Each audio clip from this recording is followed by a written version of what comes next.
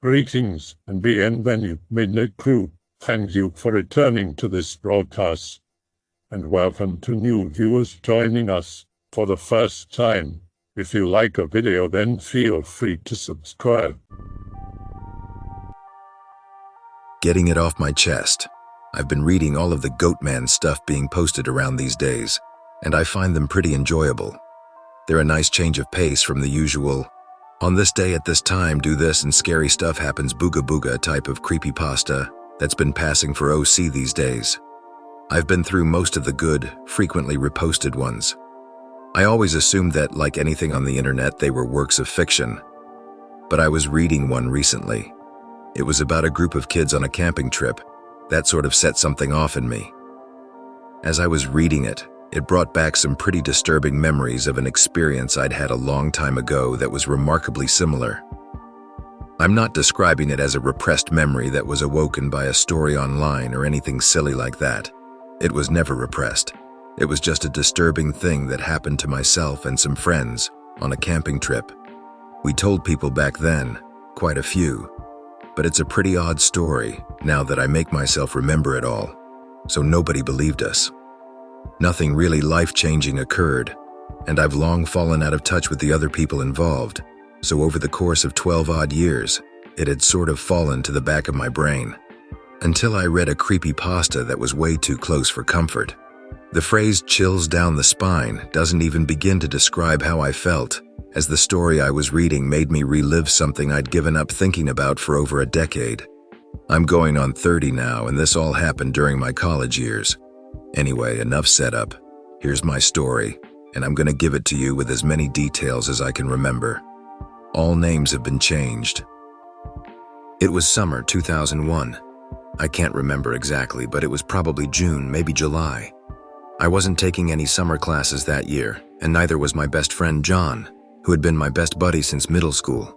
We went to a southern college that's known for football and partying, but there's a few of those, and that's as specific as I'll get. John and I decided that it'd be fun to go camping. The weather that weekend was going to be relatively cool for summer, so I prodded my not very outdoorsy girlfriend Lauren into coming along, and John got his girlfriend Lisa on board too. Now, Lauren and I had been going out for almost 2 years, so we were pretty close. John had only been dating Lisa for a month at most, and Lauren and I didn't know her very well. It seemed like they were getting serious, so we figured it'd be a good chance to get more closely acquainted. Anyway, John's family is pretty country. They all fish and hunt and camp all the time. They also owned a boat, just a little fiberglass skiff with a center console. We decided that it'd be pretty cool to take the boat out offshore a bit, into saltwater, mind you, because there were lots of small islands nearby that we could have to ourselves for the weekend. The island we decided on is known by 2 names. The first is what you'll generally see on charts or maps, and that's Osprey Island. There's probably 100 Osprey Islands out there, so I'm not too worried about anybody figuring out which one I'm talking about. That being said, all the locals called it Crab Key. Once it was part of a small archipelago, but all of the other islands around it had washed away in a hurricane back in the 80s. So Crab Key was a cool little island. Sand, obviously, with lots of pine trees and low scrub. It wasn't very big, but it was big enough that from one end, you certainly couldn't see through the woods to the other side. It was probably 2 miles long at the most, and only a few thousand feet wide. We loaded up the boat with our tents, sleeping bags, a couple of coolers. My older brother bought us some beer, which was pretty exciting at the time, and other necessities, and set out on Friday afternoon. Crab Key wasn't far offshore, so we got there with plenty of daylight left. We just ran the skiff up on the sand.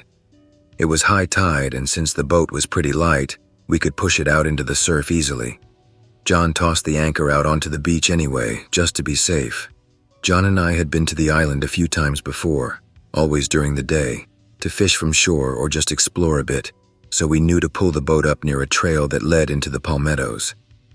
We grabbed the gear and started hiking on in. Like I said, the island wasn't very thick, so it was only about 1/3 of a mile or so from where we beached to the spot we were planning on setting up camp. Now, in hindsight, I really regret the spot we decided to post up, but at the time we didn't think twice about it. You see, the island had been inhabited a long time ago by Indians. I can't tell you the name of the tribe, That's not what I studied in school, but there were actually quite a lot of Indian tribes throughout the southeastern US in the past, and a lot of them lived on the coast. One of the common archaeological features they left behind are called oyster mounds. Basically, it's exactly what it sounds like. They ate a lot of oysters, and oysters have shells. When Indians lived in one place for a long time, they tended to make huge piles of the old oyster shells, so that's what people had found there in the middle of Crab Key. This mound wasn't huge.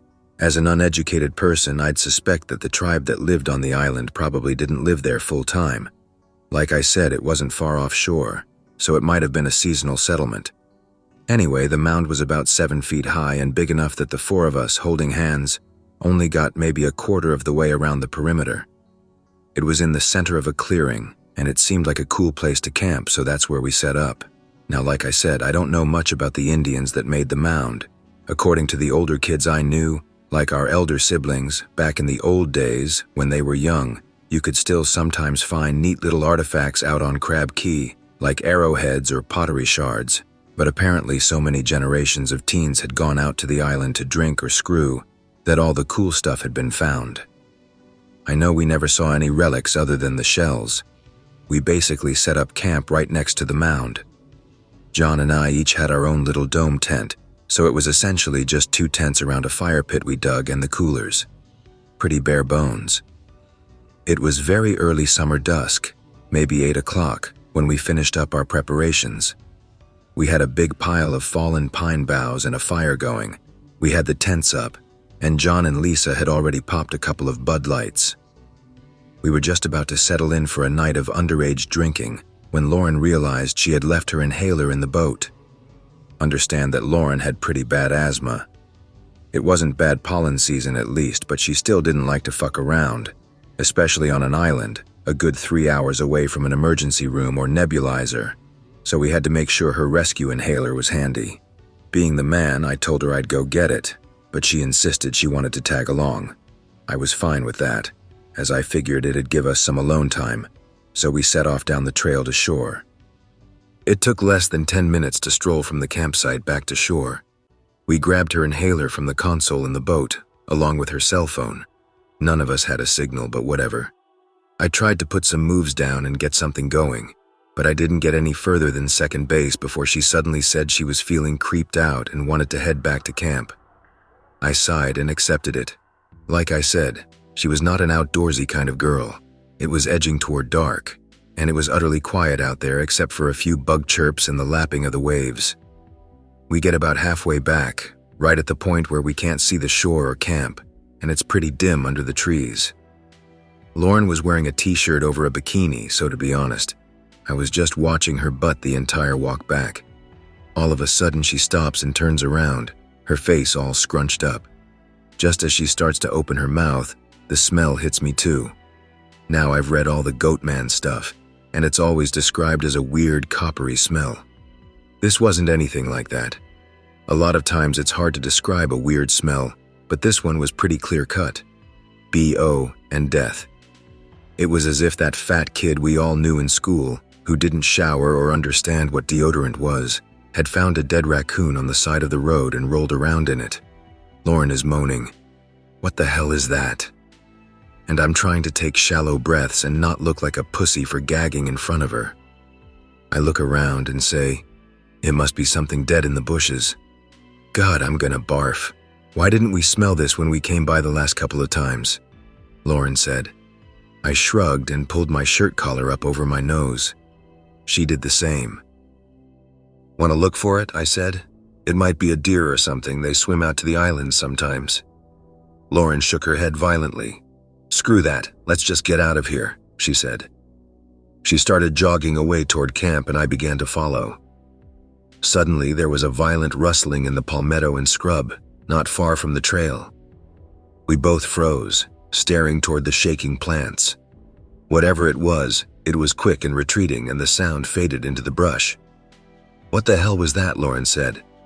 "Probably something eating whatever we're smelling. A possum or something," I said. We stood there for a few seconds, still trying to beat back the heebie-jeebies, and then without saying anything else, we resumed our jog back to camp. After a few minutes, we rounded a bend in the trail and entered the clearing. John, who was standing by the campfire with his arms akimbo, whirled as we came up on him. We were both panting from the trot we'd maintained all the way back. "Where the hell were you guys?" he said. We were taken aback by how agitated he seemed. "What's your problem?" Lauren said. John looked at both of us for a second, probably wondering why we were both sweaty and assuming we had been doing something we hadn't. And then he turned back in the direction he had been facing a moment ago. "I don't know where Lisa went. She said she needed to pee right after you guys left." He was taking half steps in a circle, looking out into the now dark woods. "It's probably been a half hour by now. Didn't you guys hear me hollering?" I hadn't even thought about it until just now, writing this, but we hadn't. We hadn't heard anybody shouting anything at the time, and the island is small enough that you could hear somebody really shouting from anywhere. So that's something weird I hadn't even realized for the past 12 years. Anyway, I asked John why he hadn't gone and looked for her, and he just shrugged. By now, I'd gotten over the creeps of the event back on the trail, so I suggested that Lauren stay in camp, and I'd go with John to find Lisa. It was only a little spit of sand. We could Amish search the whole place by midnight if we had to. Luckily, we didn't have to. We'd barely left camp in the direction that Lisa had left in when we spotted her, her white t-shirt easily visible even in the twilight. She was standing in a thicket of palmetto, which was pretty dumb, considering how much a diamondback rattler might appreciate such a hiding place. She was facing away from us, toward the opposite shore. John called out to her, but she didn't respond. I called out to her, and nothing. We walked toward her, calling at her with rising apprehension, until we were on the edge of the thick shrubs. She was just standing there, back to us, staring into the dark. John and I looked at each other, thoroughly freaked out, and then he waded into the palmetto. He said her name once more, softly, just before slowly reaching his arm toward her. The moment his hand touched her shoulder, she jolted and spun toward him, breathing hard. John jumped backwards. "John?" she shouted at him, seeming to be genuinely surprised. "What the fuck? You scared the crap out of me." "What?" John said. "We've been calling your name for 30 minutes and you're standing here like a freak, and we scared you?" She creased her eyebrows, confused, and shook her head. "I did not. I just came out here to use the bathroom." We all stood stunned for a few seconds, and then John snapped to sense and walked back to her, taking her into a hug. "Hey," he said, "I don't know what the heck happened, but it's not a big deal, okay?" Lisa was speechless. So was I. It was the weirdest thing I'd ever seen. I was thinking to myself about seizures or something. Meanwhile, Lisa starts crying softly into John's shoulder, and he turns to look at me with this "go back to camp while I take care of this" look. So I did just that. I only had a minute or two to explain to Lauren what had happened before they reappeared at the edge of light from the campfire. Lisa was looking at her feet, her face still deeply red, but John, without a word, went into their tent and came back out a moment later with some fresh clothes for her. She went to the other side of the oyster mound, and when she came back, she was wearing some jean shorts and a yellow tank top. I guess she'd thrown everything else she was wearing out into the woods, because she wasn't carrying any of her old clothes. The three of us had taken seats around the campfire, still silent, and similarly silent, she joined us. It took some time, but after we'd all had a few beers, things lightened back up. The mood turned fun. We all got a buzz, and the rest of the night was what we had been hoping for. Jokes, making out, just a lot of bullshitting. We turned in sometime in the early morning. I got laid, and all was at peace with the world. Until, of course, the sun came up. I was awoken most unpleasantly by John shouting my name. I jerked upright from the deep black sleep of the drunk and hung over, gasping for breath the way a drowning man does when pulled above water. John had unzipped our tent and was yelling at me from the circular entry. Lauren was pressed against me in the sleeping bag, nude, and moaning for John to shut up. I couldn't even get a word out through my dry mouth, so I waved him off while nodding, trying to signal that I was getting up. John backed off, finally quiet, leaving me to extricate myself from the arms of my naked girlfriend in the nice comfy sleeping bag. I pulled on some shorts and a shirt, and groggily climbed out of the tent in the humid morning air. John was frantically pacing around the blackened remains of our campfire. He whirled toward me as soon as I was out of the tent. "Dude," he said frantically, "Lisa is gone." Nothing was registering with me yet. I yawned and stretched. "What?" "Lisa is fucking gone. When I woke up, she wasn't there. I've been shouting. How the hell did you not wake up?" I shrugged, still not fully invested in the conversation. I don't know what. It was starting to crystallize in my head. Lisa was gone. "Lisa is gone?" I said. "Yes." I said something intelligent like, "What the hell is her problem?" John had already turned around and started into the brush. "Come on, man. We've got to find her." I hesitated for a second, and then turned to poke my head back into the tent. I doubt Lauren even heard me, but I told her I was going to help John find Lisa. She murmured something in her sleep. It took me a minute to catch up with John, who was moving at a pretty frantic pace through the underbrush, calling for Lisa all the while. I didn't bother trying to talk when I caught up, just followed along, looking around us. The island is pretty wide open, nothing but straight-trunked pine trees and low scrub, so you can see a pretty long way. It isn't some twisted, gnarled, old-growth forest, and it isn't claustrophobic at all. "Lisa!" John was shouting. It seemed pretty silly when I think about it. Like I said, the island is so small that a person standing at one end could probably hear a loud cry from the other end without a problem. How did this girl keep getting lost? John was shouting, and I was worried that she'd had another seizure or something and was busy choking on her own tongue in a bush somewhere. This went on for an hour at least. We reached one shore, followed it to one tip of the island, then cut back into the woods and followed an overgrown trail all the way to the far tip. It was on that far end of the island that we made our unpleasant discovery. At the fringe of the underbrush, right where the bush meets the sand of the beach, we found a big swath of flattened foliage, as if something big had rolled around there to make a bed, but all of the green brush was covered in a fan spray of tacky, reddish-brown blood. There was no doubt about what it was. John and I had both hunted him a lot more than I. But we'd gutted deer and hogs. There was no doubt that something big had been completely mutilated here, but there was nothing but the tacky spray of blood. No fur, no bones, no half-eaten carcass. We were completely mute. We were both thinking the same thing, but neither could think of anything to say. I'm sure his brain was running the same routine as mine. Rationalize. It was a deer. There's a bobcat or maybe a panther out here? Sure, there's an adult panther on this tiny island who eats a deer and doesn't leave a scrap of bone. Okay. The air smelled awful. It was already hot, much hotter than the weather report had predicted, and the smell was exactly like what you'd expect from a goatman story. But there was no mystical reason for it, no question. It was the coppery twang of blood. John gulped down a gag from next to me, so we left. There was no reason to stay. We hiked through the woods, past the gore-covered matted clearing, back toward the camp. John grew more and more frantic, and I grew more and more annoyed. I'm not going to say I wasn't worried. I was.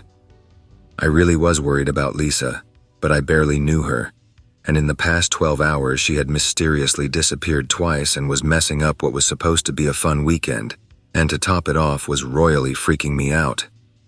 So we get back to camp and guess what we see? I'm sure you already have. Lisa and Lauren are sitting next to the campfire, which is burning again, cooking up some bacon from the cooler. I sigh and mutter something profane under my breath, but John loses it. He runs into the clearing, gibbering like a madman, yelling at Lisa. "Where have you been? We've been shouting for you all fucking morning. The fuck is your problem?" And so on. Lisa and Lauren look utterly stunned. Lisa just stares at him silently, eyes wide, but Lauren takes it for a couple seconds and then jumps up and starts giving it right back. "Fuck you, asshole. Why don't you settle down? We haven't heard you shouting anything. Why don't you just relax?" About halfway through her counter-assault, she starts glaring at me like I had anything to do with it. So I walk up, put a hand on John's shoulder, and give him the kind of quick, calm-down lecture that only a close friend can give. Afterwards, he shuts up and sits down next to Lisa. "Sorry, I was just really worried," he mutters. Lisa just nods. So we sat around the fire for a bit. We eat some bacon, except for Lisa, who takes her share and just stares at it. Some more awkward silence, and then Lauren grabs my shoulder and gives me a "let's go somewhere private" look. We make our excuses to John and Lisa and head into the woods on the far side of the oyster mound. We get a few hundred yards down a trail when Lauren spins around to face me. "What the hell is up with them?" she says. I'm unprepared and just throw up my hands in a "what, me worry" gesture. First she disappeared last night, then you guys disappeared this morning, and she hasn't said a word since I got her out of the tent. I'm just shaking my head, having no idea what's going on. "Hang on," I say. "John woke me up because Lisa was missing this morning, and we've just spent the last couple hours tromping around trying to find her. Then we find you guys making breakfast like nothing ever happened. What do you mean she was in the tent?" Now it was Lauren's turn to look confused for a second. "I got up after you left and she was in their tent. I woke her up, got the fire going again, and we've been sitting there, awkward as hell because she won't say anything, waiting for you two to..." We just looked at each other for a long moment. "This is messed up," I said. Another long silence. She nodded, digesting her own thoughts. "I want to go home," Lauren said. Part of me wanted to disagree, wanted to man up and chalk it all up to silliness and get our weekend back on track, but all I did was nod. "Okay," I said. We headed back to camp. John and Lisa are still sitting right where we left them, still silent. For some reason, I feel like I need to explain to John what Lauren and I have been discussing, so I asked John if he can come down to the boat with me to get some stuff we left there, while giving Lauren an "I know what I'm doing" look. John agrees and we head off. 10 minutes later and we're standing by the boat, which is resting completely on the damp, low-tide shore, a good 10 feet from the shallow, lapping waves. "So John," I say, "Lauren and I think we should leave as soon as we can." "Huh?" John responds. "How come?" "How come? Seriously? How come your girlfriend frigging keeps disappearing?" John starts shaking his head. "Fuck you, man, that's not cool. Look, I don't know what happened last night. I'm thinking she's a secret epileptic or something. I don't know, but it doesn't matter." We stare at each other for a few seconds. Lauren says she was in your tent after we left. "What?" John stammers. "Are you sure she was, gone?" I ask, trying to make some sense of the situation. "Are you kidding? I think I can tell if there's a second person in my tent, dude." Okay, I say, raising my hands in a settle-down gesture. "Lauren just said that after we left, she got up and Lisa was asleep in your tent. I don't know what is going on, but I agree with Lauren that we should just call this a weekend and head back." John was shaking his head, trying to figure out what he wanted to say, when I saw his eyes focus on something behind me and widen. I turned and immediately saw what had caught his attention. The plastic housing had been yanked off of the outboard motor of the boat. It was laying in the boat. The clips that held it in place snapped off. The motor had been brutalized. Vandalized, really. The spark plug wires were yanked out, ripped and torn apart from the plug heads. Most of the other wiring was ripped to pieces. The prop was completely gone, as well as the pin. It took a few seconds to sink in, just how fucked we suddenly were. "What the?" we both said at the same time. Before either of us had had a chance to fully internalize what we were seeing, a piercing scream echoed out of the woods behind us, coming from the camp. Without a thought, we set off down the trail at a dead sprint. We found Lauren sitting in the middle of the trail, 100 feet or so from the bend that entered the clearing. She was on her knees, knuckles in her mouth, hyperventilating. She looked at us as we ran up to her, eyes confused and panicked.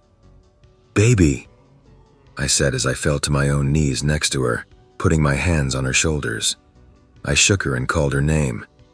She blinked a few times, her eyes seeming to focus on mine. "What is it, baby?" I said again. She just shook her head and pointed. John and I turned to look. In a pile at the base of a palmetto plant just on the edge of the trail were a pair of jean shorts and a yellow tank top. They were stained dark red. "What the shit?" John said, moving toward them for a closer look.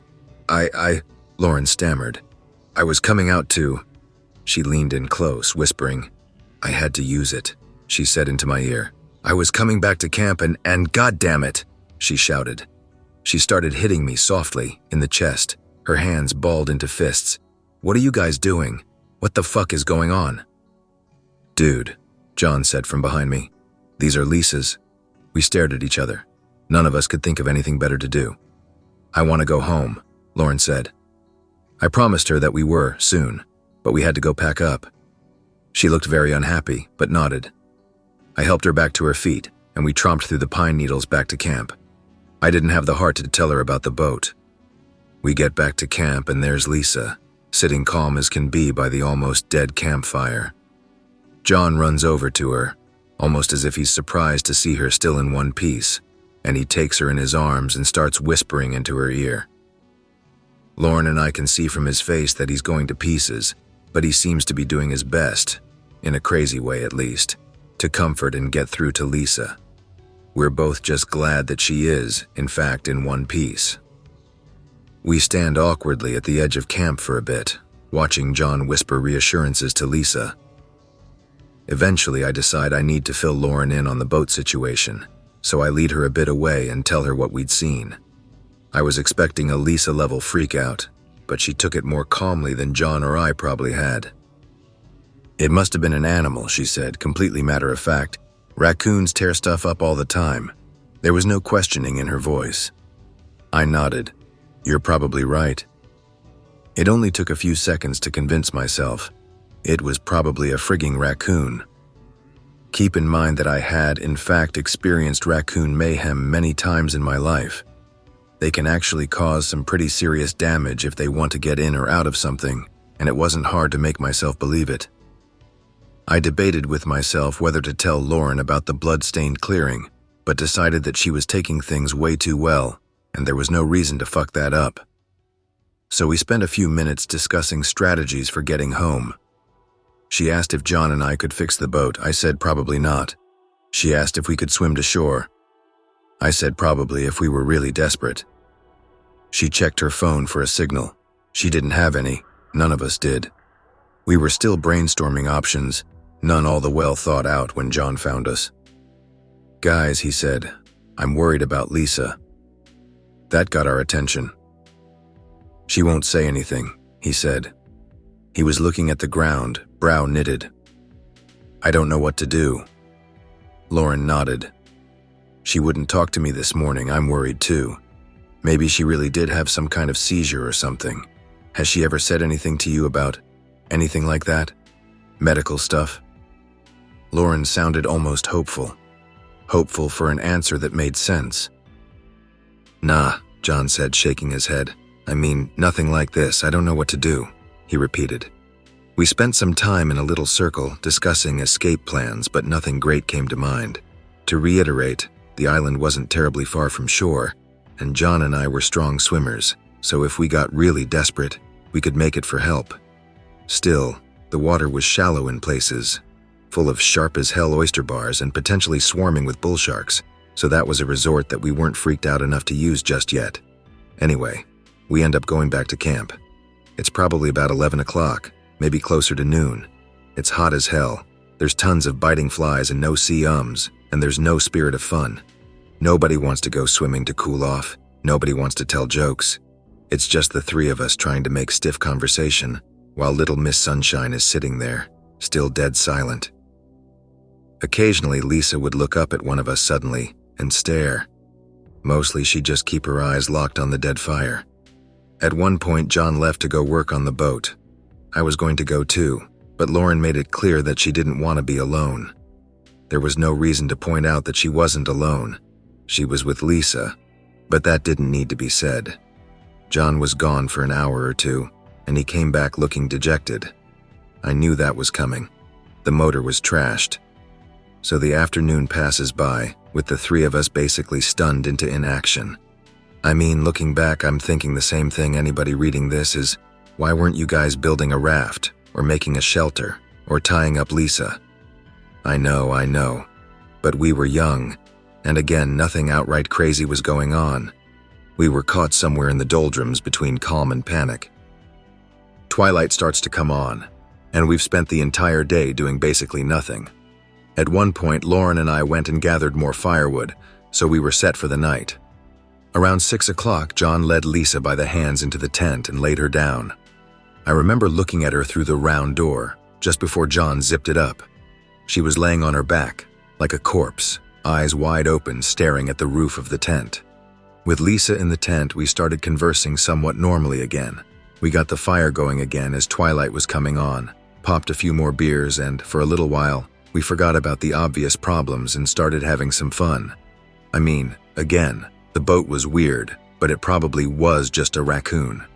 We were easily within reach of land if it came to that, and it probably wouldn't, because there was usually a lot of boat traffic around the bay, checking crab traps or fishing, or even coming to the island to hang out. The blood, I convinced myself, was just from some predation event, and Lisa, although acting weird, was probably asleep in the tent and not actively bringing us down. The good mood lasted until well past full dark. I don't know what time exactly, but it had been dark a while. John got up to piss, but he'd only gone a few paces before he stopped. Guys, I remember he muttered. Lauren and I turned, both mid-laugh. The smiles drained from our faces like something you'd see in a movie. The door to John's tent was unzipped, wide open, and the tent was empty. "You've got to be kidding me," Lauren hissed. We were both up instantly. John was in his tent, rifling for a flashlight. A moment later, I was in my backpack, grabbing the battery lanterns I'd brought. I handed one to Lauren, who took it with hesitation. She obviously knew what it meant and didn't like it. "We've got to find her," I said. Lauren just stared at me wide-eyed and shook her head. "We've got to find her," I said. Lauren just stared at me wide-eyed and shook her head. "How the hell did she unzip the tent and leave without any of us noticing? Or hearing her?" John said. His voice was tinged with panic, kind of high-pitched. He was shining his mag light beam in random directions, the white light cutting through the dark pine woods. "Let's split up," he said. "Fuck that," was my instant reply. "I don't know if you've never seen a horror movie, but there is no way I'm leaving Lauren alone, and there's no way I'm going out there alone right now." My speech might not have been that sensible, but it was something very similar. Lauren obviously agreed, so John formed up with us, and as a small triangle of bodies and flashlights, we set out down the weedy trail that started nearest to the tent. To reuse the phrase, we went about this Amish search for a while. Arms pretty much linked, eyes and lights facing in every direction. We'd grown up on Scooby-Doo. We weren't letting anybody fall through a trap door or a reversible bookshelf. When we'd first left camp, we'd been shouting Lisa's name, but after about 10 minutes, we gave up. She absolutely would have heard us, but she absolutely wasn't answering. So we searched in silence, girding ourselves against the seemingly inevitable horror movie moment where the cat leaps out of the closet while the guy with the hatchet is under the bed. Anyway, we work our way around pretty much the entire island. If it was hypothetically midnight when we started looking, it was probably 3 or 4 in the morning now. I could tell from the sky that dawn was a while off. Suddenly we realize we've come around to the boat. Lauren breaks from the group a bit and goes over to the boat. John and I, who are still peering into the woods, hear her gasp. We both whirl around.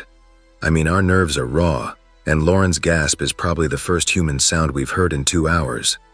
She raises an arm to shield her eyes from the flashlight beams we've leveled on her, then gestures toward the boat. "No way." I remember John groaning. The fiberglass had been scratched to hell. Deep gouges and shallow lines were etched into every surface of the boat. The cushions of the seats were shredded, fiber padding strewn from literally bow to stern. We ran the lights over the exterior of the hull, looking at the frantic, deep gouges in the material. It seemed, in hindsight, that there were almost patterns there, but there weren't. I wish I could say something really too spooky, like they were cave drawings of mastodons or 666 or skulls and crossbones or something. But it wasn't. It was like a 3-year-old scribbling in a coloring book. And then we noticed the broken oyster shells spread around the boat. It was somewhere between low and high tide, so water was lapping at the stern of the boat, but the bow was high and dry. And in the damp sand were dozens of broken shells, many with curls of plastic and fiberglass still stuck to the sharp tips. I remember Lauren stifled a moan and then started crying. I put an arm around her shoulders and pulled her close. "I want to go home," she cried. I remember her face turning red, her eyes pink, tears pooling and running down her cheeks. John wasn't doing any better. He had returned his flashlight beam to the woods and he was whipping it around without any purpose. Panic was obviously setting in. It was nipping at me, but I guess I was just in a slightly better place than my friends. I started to say, "Guys, let's just take a few deep breaths and relay." And then John screamed, and then Lauren screamed. John's flashlight beam had stopped and was illuminating Lisa. She was on the edge of the trees, her face pale and her hair a messy tangle of pine straw and twigs. As in response to John and Lauren's shouts, Lisa began screaming as well. I don't know how the hell I managed to hold it together, but I recall thinking something kind of silly. I thought, at least Lisa is talking again. So I started shaking Lauren by her shoulders. She dropped her lantern to the ground. John had gotten himself under control, as had Lisa apparently, because silence descended over the beach. The only sound, as usual, was the lapping of wavelets against the shore. At this point, I'd like to make another hindsight observation. I can't believe I didn't think about it then, but I also realize my mind wasn't exactly functioning in a logical way right then. Maybe John or Lauren noticed it, but they never mentioned it to me. Lisa was, at this point, wearing the same khaki shorts and white t-shirt she had been wearing when we'd first arrived. The outfit she'd changed out of that very first night. And only now, looking back, do I realize that she'd been wearing that when John and I had first come back from the boat. The bloody clothes we'd found on the trail, those were the clothes she'd changed into that first night in the woods. Sorry if this seems a bit contrived, but some of this is only just now seeming obvious to me too. So back to the story. Now Lisa starts gasping and crying, and then she starts sobbing John's name. John runs over to her and wraps his arms around her. She does the same. They're wrapped in each other's embrace and Lisa starts panting. "What's happening? What's happening? What's happening?" over and over. Lauren and I turn to face each other, both speechless, when from the woods nearby rips this utterly terrifying howl. Again, John and I are both pretty woodsy. John more than I, but we're both campers, we're both hikers. He hunts with his family a lot. We were both stricken by this sound. The smell from before I could describe, but this sound I really can't. If you've ever heard raccoons mating, they make this wild, high-pitched, ululating sort of screech. That's the bass. Put on top of that a helping of fake Bigfoot groans from those awful Animal Planet specials, and a maybe some T-Rex from Jurassic Park, and you can kinda imagine what I'm talking about. The four of us freeze. John and I, the only two still holding flashlights, spin to face the sound, but there's nothing there. I hear Lauren mutter, "Oh God," from beside me. I reach out an arm sideways, the way a dad does to hold his kid back when he slams on the brakes in the car. The howl comes again, this time seemingly closer. John, who's still holding Lisa by the shoulder, starts to back up toward Lauren and I, who are nearer the boat. I hear John muttering shit, shit, shit under his breath. Finally, the howl bursts out once more, this time way too close, and there's a frantic commotion from the underbrush. Something is definitely coming toward us now, and fast. John twirls Lisa around by her shoulder and starts to run, trying to close the 50-odd feet between us. As he does so, I do the same to Lauren, spinning her and running for the boat. Now, I have no idea why we all instinctively ran for the boat. It was a third beach still and the motor was dead as dirt. But hey, we weren't really thinking at that moment. So I'm basically throwing Lauren into the boat when I hear the muffled scuff of something hitting beach sand and a curse from behind me. I turn to see that John and Lisa have fallen onto the beach and John's flashlight has tumbled away from him. At the same time, Lauren slips on the wet fiberglass of the boat and falls down into the bow, taking my flashlight with her. This is the point that I still find hard to believe or remember, but I'm going to type out the first things that come to mind and trust it to be as accurate as possible. I'm looking at the vague, dark forms of John and Lisa laying the sand, maybe 20 feet away from the boat. The moon is pretty dark, maybe a quarter moon. From the brush and scrub emerges this shape. It's human, but it's not right. It'd be hard to describe except, well, Lauren and I saw a movie a year later that really helped. I remember when he appeared on screen for the first time, the character. I felt cold, and then a bit nauseous. Lauren simply stood up and left the theater. I followed shortly after. It was actually one of the last times Lauren and I saw each other. It was Lord of the Rings, The Two Towers. And of course, the character was Gollum. The shape was, like I said, humanoid. Very pale. It almost shimmered in the faint moonlight. It padded across the sand four-legged, like an animal, but awkwardly. Its body was obviously not designed for quadruped locomotion. I watched with wide eyes as it beelined for John's fallen flashlight. It leapt upon it like a cat on a bird and began thrashing it against the sand, grasping it and beating it into the shore again and again. This all happened in the blink of an eye, really. John, staring at this occurring only a few feet from where he lay, managed to pull himself together and dragged Lisa back up, half running and half crawling toward the boat. I helped him toss Lisa in, and together we began shoving at the bow of the boat, trying to get it back into the deeper water. I didn't look back at whatever was happening on the shore just behind me. The thing was squealing now, like a pig in shit, as the saying goes. I could still hear the thumping of the light hitting the dense, wet sand. And there was the light itself, of course. The beam of light was slicing up and down toward us, illuminating the boat, then up into the sky, then back down. And then nothing. It went dark. Immediately, the thumping stopped. John and I had succeeded in getting the entire boat back into the water, but it was still very shallow.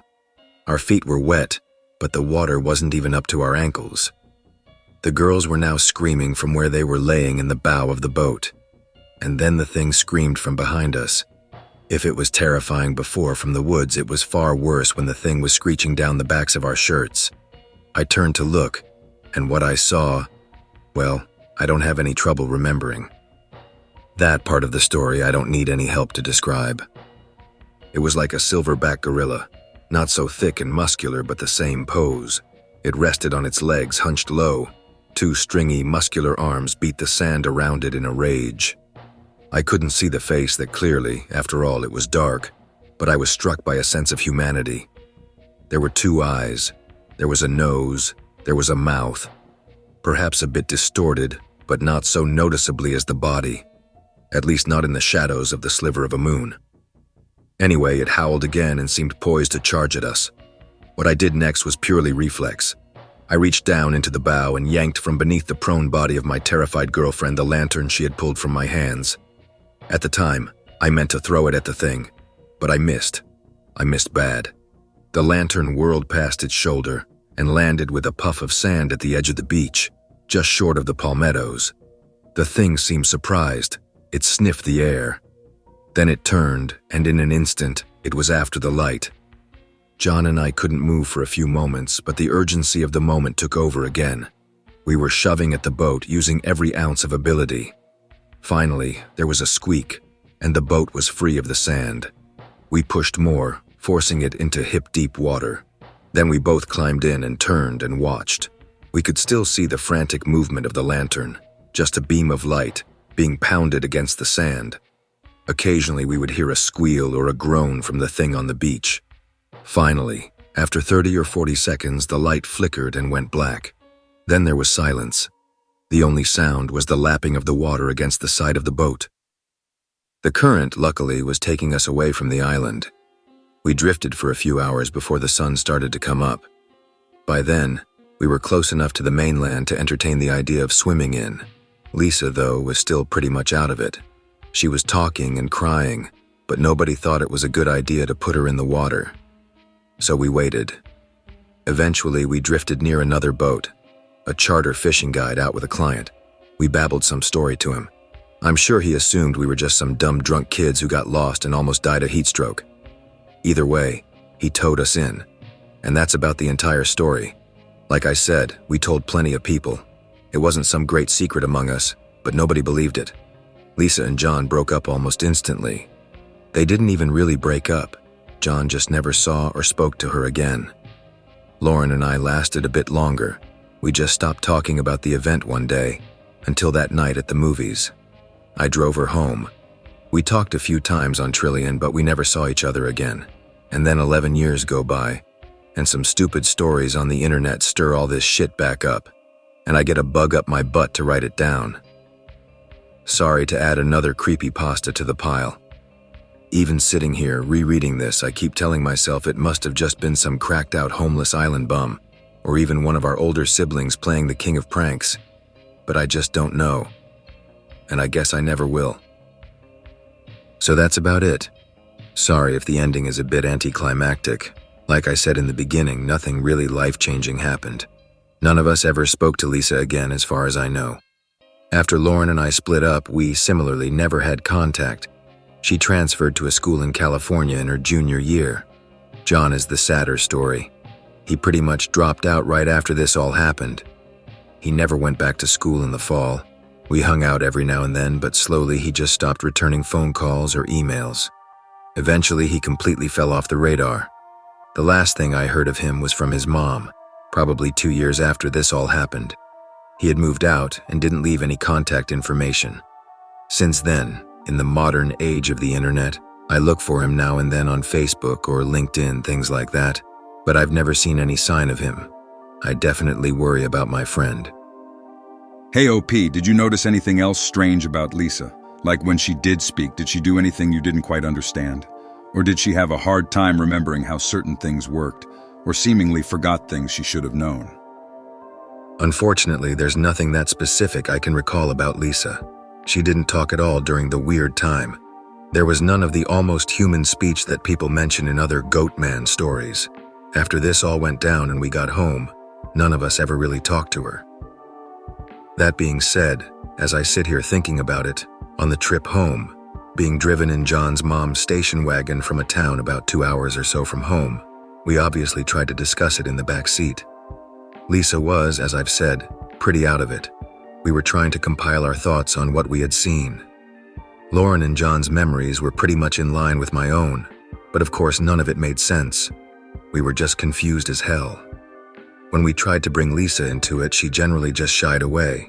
Still, common themes of her slight input included an inability or unwillingness to acknowledge any of her disappearances, a complete lack of memory of the entire weekend, except our initial arrival and the events at the boat before we pushed off, a sense of fear when we discussed the events we had been through and the unsettling experiences of the trip, talking about the open, empty tent on the second night, the scratched-up boat hull, the smell Lauren and I had experienced on the walk back to camp, a total block when it comes to actually talking about the final few minutes on the island. She'll acknowledge that we threw her into the boat and then floated away, but she will not accept that John dragged her to the boat or that she said some pretty weird stuff in the moments afterwards. She would never agree that there had been a fifth entity there. I believe that if she had written this account, it would have been a short story about us setting up tents, then nothing. Then a few guys throwing her into a boat and yelling at her for several hours about a monster she'd never seen, who was waving flashlights around. I hope that you enjoyed tonight's broadcast. If you enjoyed tonight's story, then please subscribe to the channel as more Greentext will appear daily. A new broadcast will appear when the clock strikes midnight Central Time.